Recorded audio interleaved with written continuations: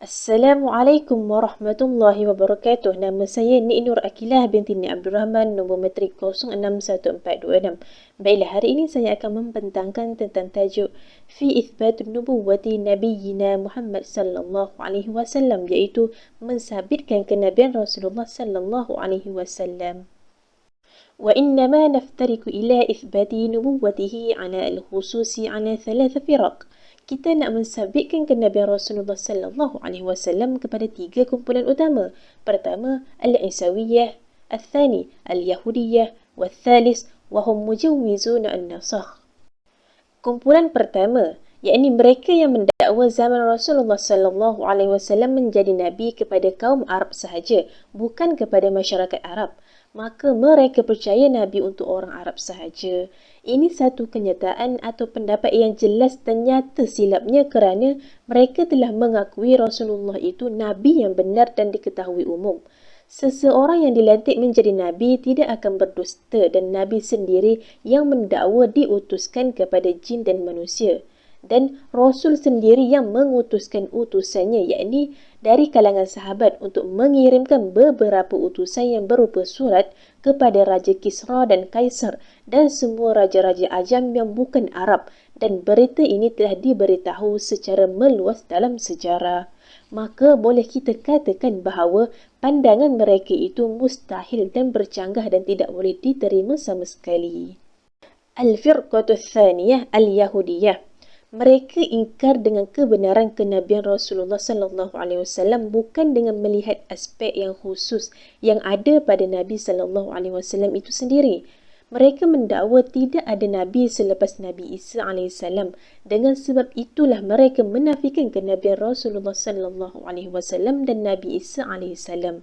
Dengan sebab itu juga wajib kita mensabitkan kepada mereka kenabian Nabi Isa alaihi salam, kerana mungkin kefahaman mereka kurang untuk memahami mukjizat yang terkandung dalam Al-Quran itu sendiri, dan mereka tidak lemah dengan mukjizat yang ada pada Nabi Isa AS, iaitu dengan menghidupkan orang yang telah mati atau menyembuhkan orang buta atau kusta. Maksudnya di sini adalah orang Yahudi mereka tidak faham akan mukjizat Al-Quran, tetapi mereka memahami mukjizat Nabi Isa AS. Jadi, bagaimana untuk kita mensabitkan atau mengemukakan dalil atau bukti bahawa Rasulullah sallallahu alaihi wasallam adalah nabi yang sebenar kepada orang Yahudi? Kerana jika kita ingin terangkan tentang kenabian Rasulullah melalui mukjizat Al-Quran, mereka tidak akan faham mukjizat yang ada di dalam Al-Quran itu tersebut. Maka kita mulakan dengan mensabitkan atau mengesahkan kenabian Nabi Isa dahulu dengan mensabitkan mukjizat yang ada pada Nabi Isa itu, kerana untuk mudah mereka faham. Dan mukjizat Nabi Isa itu mereka nampak dengan mata mereka sendiri. Contoh seperti menyembuhkan orang buta dibandingkan dengan mukjizat Al-Quran yang mereka tidak nampak. Inilah yang dimaksudkan oleh Imam Al-Ghazali. Pertama, kita mengesahkan kenabian Nabi Isa dahulu, kemudian baru kita mensabitkan kenabian Nabi Muhammad sallallahu alaihi wasallam. Apa yang menyebabkan kamu boleh membezakan antara dua orang ini? Pertama, seorang mengaku menjadi Nabi Isa AS. Dalil atau buktinya dia menghidupkan orang yang mati. Seorang lagi mendakwa Nabi dan Rasul, iaitu Nabi Musa AS. Dalil atau buktinya boleh menukarkan tungkat menjadi ular. Mereka tidak ada jalan untuk menjawab persoalan ini sama sekali, kecuali mereka itu sesat dengan sebab berlakunya dua kekeliruan yang berlaku kepada mereka.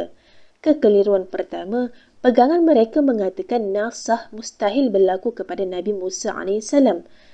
Manakala kekeliruan kedua, mereka terpengaruh dengan pandangan orang yang menyeleweng dalam agama Islam. Mereka mendakwa kami telah mendengar sabda Nabi Musa AS sendiri. Wajib kamu berpegang dalam agama aku ini selagi ada langit dan bumi, dan aku merupakan Nabi yang terakhir. Mereka berpegang sungguh-sungguh dengan kata-kata itu sehingga mereka menolak Nabi yang datang selepas Nabi Musa AS. Dan dua perkara yang menyebabkan mereka berpegang bahawa Nabi Muhammad sallallahu alaihi wasallam itu bukan nabi adalah kerana Nabi Musa sudah memberitahu bahawa tidak ada nabi selepas aku, dan kalau ada nabi selepas Nabi Musa, maka perkara itu nasah, yakni mustahil terjadi.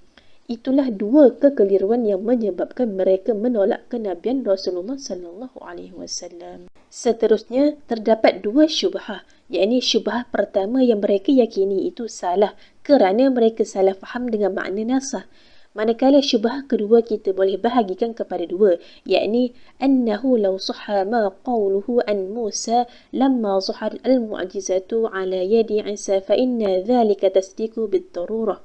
والثاني إن هذه الشبهة إنها لكينها بعد بعثة نبينا محمد عليه الصلاة والسلام وبعد وفاته.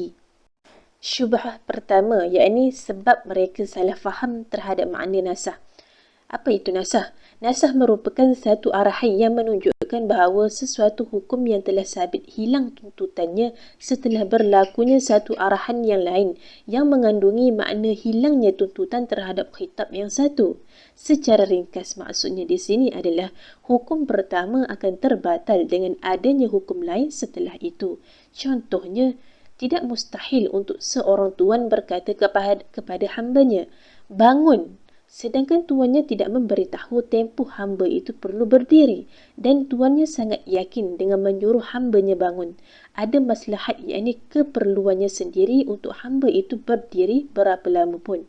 Yang wajib hamba itu faham adalah dia perlu bangun atau berdiri selama mana pun selagi tidak ada arahan lain dari tuannya. Maka harus bagi tuannya itu untuk tahu berapa lama tempoh dia inginkan hambanya berdiri dan tuannya tahu apa yang terbaik adalah kita jangan memberitahunya berapa lama dia perlu berdiri. Tuan itu membiarkan arahan itu secara umum supaya hamba tersebut mengikut arahan yang disuruh tanpa mengaitkan dengan sebarang tempoh bila berubah maslahat. Begitulah yang kita kena faham berkaitan pertukaran hukum syarak dari satu Nabi ke satu Nabi. Kehadiran Nabi Muhammad sallallahu alaihi wasallam bukanlah untuk memasukkan syarak orang yang datang terdahulu darinya dengan semata-mata kebangkitan baginda. Bahkan bukan juga untuk memasukkan hukum-hukum yang terdahulu, tetapi untuk mengubah sebahagian hukum-hukum sahaja. Contohnya menukar arah kiblat Masjid Al-Aqsa ke Masjidil Haram. Dan kemaslahatan yang berlaku terhadap setiap umat itu berbeza dan perbezaan itu bukan menunjukkan kepada perubahan. Kemudian, keingkaran yang berlaku terhadap golongan Yahudi terhadap kenabian Nabi Muhammad sallallahu alaihi wasallam berpanjangan apabila mereka beriktikad bahawa tidak ada satu syariat semenjak zaman Nabi Adam alaihissalam sehingga Nabi Musa alaihissalam. Dan semua itu satu keingkaran yang telah diketahui dengan jelas dengan bukti dan dalil yang sahih. Kita lihat pula syubhah yang kedua yang mana kita bahagikan kepada dua, yakni pertama, kalaulah benar apa yang dikatakan itu dari Nabi Musa AS, nescaya tidak wujudlah mukjizat pada Nabi Isa AS.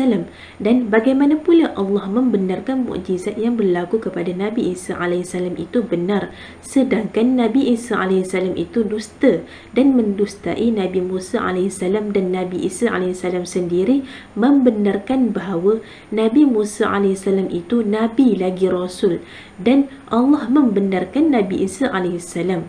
Wahai orang Yahudi, mengingkari mukjizat Nabi Isa AS itu atau kamu mengingkari perbuatan menghidupkan orang yang telah mati sebagai dalil untuk menunjukkan kebenaran orang yang mendakwa sebagai Nabi lagi Rasul? Jika mereka mengingkari satu daripada perkara tadi, ia akan menjadikan pandangan mereka itu akan membawa kepada kefahaman yang salah yang tidak dapat mencari jalan keluar lagi.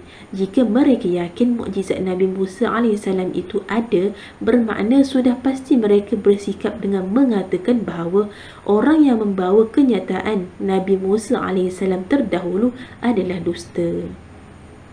Kedua, sebenarnya mereka diajar mengetahui hal ini selepas kebangkitan Nabi Muhammad sallallahu alaihi wasallam dan kewafatan baginda.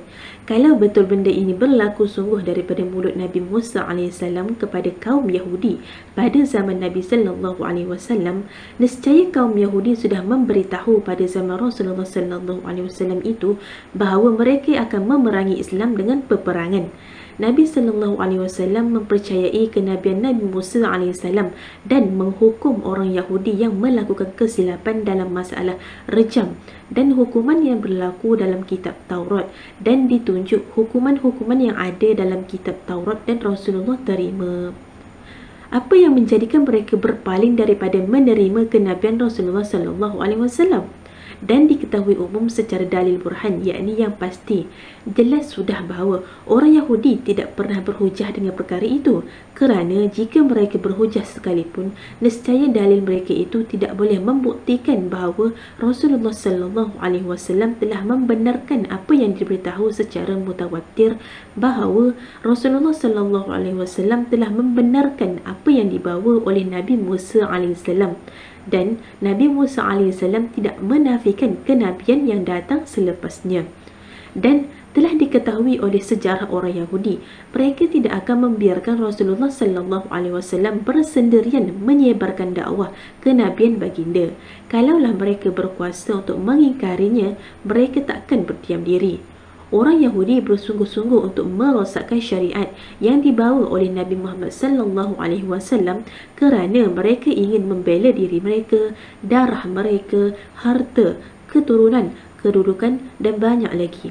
Bila sabit benar kenabian Nabi Isa AS, mereka tidak boleh ingkar. Maka dengan sebab itulah kita boleh mengesahkan bahawa kenabian Rasulullah sallallahu alaihi wasallam terhadap golongan Kristian.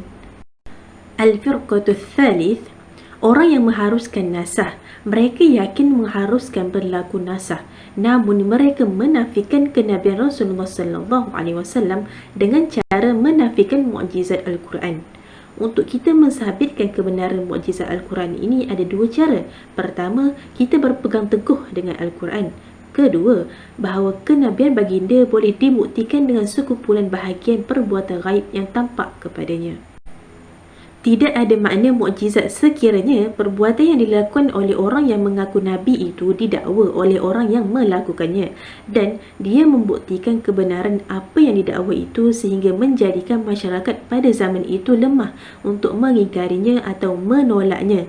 Dan Nabi Muhammad sallallahu alaihi wasallam mencabar orang Arab supaya melakukan penulisan yang sama dengan Al-Quran, sedangkan mereka, yakni orang Arab, sangat suka dan fasih dengan bahasa Arab. Tidak ada satu cerita pun yang boleh membuatkan mereka menyahut cabaran itu, dan tidak ada orang yang boleh menafikan kebenaran Al-Quran. Penyair yang paling rendah peringkatnya di zaman jahiliyah dulu, apabila mereka dicabar dengan syair, mereka bangun dan menentang. Kalau begitu, tidak boleh ingkari cabaran yang dinyatakan oleh Rasulullah sallallahu alaihi wasallam. Begitu juga tidak boleh kamu ingkari kemampuan orang Arab yang mempunyai kemahiran dalam bahasa Arab, sebagaimana kamu tidak boleh mengingkari perasaan orang Yahudi yang menolak kenabian Nabi sallallahu alaihi wasallam dengan cara apa sekalipun, kerana ingin menjaga harta, darah, semata-mata untuk membebaskan diri dari belenggu pemerintahan orang Islam terhadap mereka. Dan sebagaimana juga tidak boleh mengingkari kelemahan mereka yang ketara dalam menghadapi cabaran ini, kerana orang Arab, jika mereka mampu, nescaya mereka akan buat. Mereka tidak akan berdiam diri. Orang yang menolak kebinasaan pasti akan menolak kebinasaan itu. Kalaulah mereka mampu melakukan cabaran itu, sudah pasti perkara itu terzahir dalam berita secara mutawatir atau jelas. Inilah yang kita panggil semua itu boleh menghasilkan natijah yang yakin, yang tidak perlu untuk kita bincangkan lagi, kata Imam Ghazali. Dengan cara inilah sabitnya kenabian Nabi Isa AS. Tidak ada seorang pun orang Kristian yang mampu mengingkari perkara tersebut. Kata Imam Ghazali, mungkin dibandingkan pengingkaran Nabi Isa AS tadi dengan kenabian Nabi Isa AS itu merupakan satu penentangan atau penafian yang tidak mampu dilakukan oleh orang yang mengaku bahawa kenabian itu berlaku, maka dia tidak boleh menafikan perkara itu. Jadi, hujah-hujah ini tidak mampu mereka nafikan. Dan boleh disimpulkan di sini bahawa tiada seorang pun yang mampu untuk mencabar kemukjizatan dan kebenaran Al-Quran, dan itu menunjukkan kebenaran kenabian Rasulullah sallallahu alaihi wasallam. Kedua, Kenabian baginda boleh dibuktikan dengan sekumpulan mukjizat lain yang mana beritanya sampai kepada kita melalui khabar yang sahih, yang darjah kesahihannya melebihi taraf mutawatir seperti terbelahnya bulan, mampu menyembuhkan orang buta, keluarnya air dari celah-celah jari baginda, bertambahnya makanan yang dihidangkan kepada tetamu, mukjizat Isra' dan Mi'raj, dan banyak lagi mukjizat yang lain. Kesimpulannya di sini adalah jelaslah bahawa dengan adanya mukjizat-mukjizat yang ada pada Nabi Muhammad sallallahu alaihi wasallam itu adalah benar belaka, dan itu telah membuktikan akan kenabian baginda sallallahu alaihi wasallam sesuai dengan firman Allah dalam surah Al-Anbiya ayat 107 yang bermaksud, dan tidaklah kami mengutuskan kamu wahai Muhammad melainkan untuk menjadi rahmat bagi semesta alam. Sekian saja daripada saya. Terima kasih.